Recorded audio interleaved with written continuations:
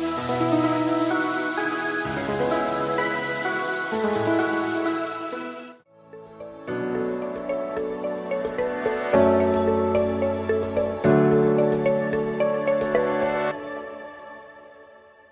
Jemaat Tuhan, senang sekali boleh berjumpa kembali dalam Renungan Kingdom Devotion hari ini. Surat Roma yang ditulis oleh Rasul Paulus di pasal pertama, di mana Rasul Paulus memperkenalkan dirinya, siapa dirinya, panggilannya, kemudian kerinduannya untuk bertemu dengan jemaat yang belum dia bertemu selama ini, jemaat di Roma. Bagaimana dia merindukan pertemuan rohani dan membagikan karunia rohani. Dua ayat terakhir menunjukkan tujuannya, yaitu hidupnya di dalam Injil Tuhan dan bagaimana secara pribadi pandangannya terhadap Injil, perilakunya terhadap Injil. Saya harap dua ayat ini boleh berbicara kepada kita yang sudah diselamatkan, kita membawa Injil dalam kehidupan kita. Mari kita simak. Roma pasal pertama ayat 16 dan 17 mengatakan, "Sebab aku mempunyai keyakinan yang kokoh dalam Injil, karena Injil adalah kekuatan Allah yang menyelamatkan setiap orang yang percaya, pertama-tama orang Yahudi, tetapi juga orang Yunani. Sebab di dalamnya nyata kebenaran Allah yang bertolak dari iman dan memimpin kepada iman. Seperti ada tertulis, orang benar akan hidup oleh iman."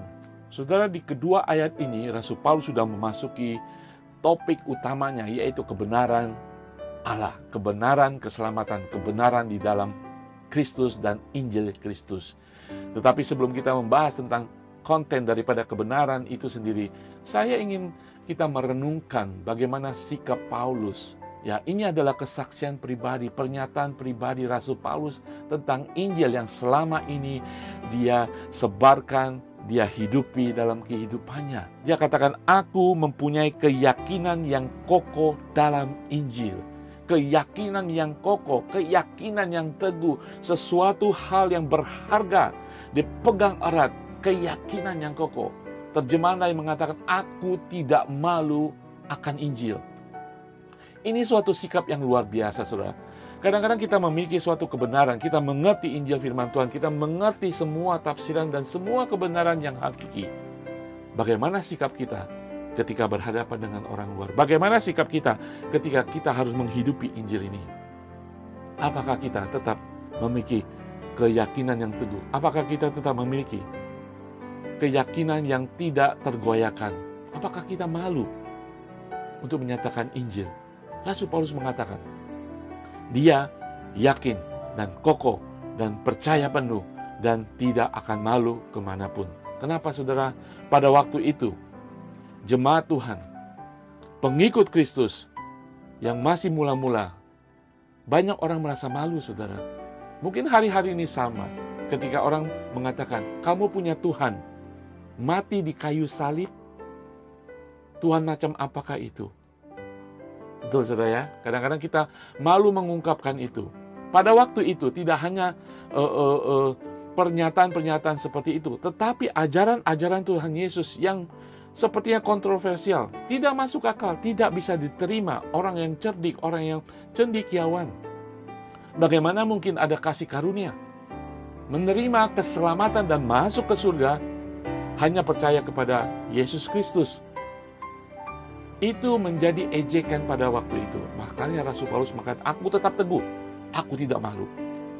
Dan pada waktu itu, pengikut-pengikut Kristus, pengikut-pengikut ajaran benar adalah orang-orang yang sederhana. Bukan orang-orang intelektual. Selalu tahu bahwa para murid semuanya orang-orang biasa. Saudara sekalian, disitulah umat Kristen mula-mula menerima banyak ejekan. Dan Rasul Paulus sekali lagi memberikan keyakinan untuk meyakinkan jemaat di Roma tentang Injil yang dia percayai, Injil yang dia miliki, dan kemudian dihidupi oleh dia. Dan ketika dia keluar membawa Injil itu, dia tetap kokoh, teguh, dan tidak malu akan Injil itu. Bagaimana dengan saudara?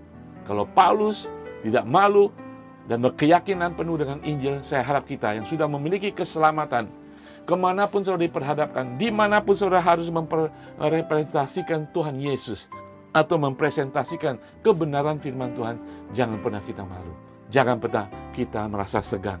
Kebenaran itu menguatkan kita.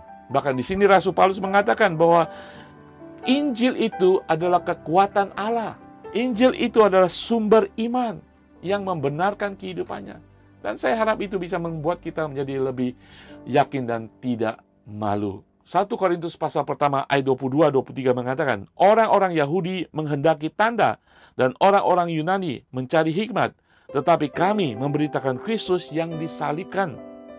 Untuk orang-orang Yahudi suatu batu sandungan, dan untuk orang-orang bukan Yahudi suatu kebodohan. Mungkin hari-hari ini ketika saudara memberitakan Injil, mewartakan Injil kebenaran itu, ya orang berpikir, terlalu sederhana, sudah outdated. Kita perlu sesuatu yang sesuai dengan konteks zaman sekarang. Wah, mana mungkin ya menerima keselamatan begitu saja kita beriman dan percaya kepada Yesus Kristus. Kita harus melakukan sesuatu. Dan Injil seperti dicampakkan, Injil tidak berarti. Mari kita boleh teguh di dalam Injil dan tidak malu setiap saat, karena kita ada Injil, ada Kristus, ada kerajaan Allah. Tugas kita mewartakan Injil. Saudara sekalian, tetap maju.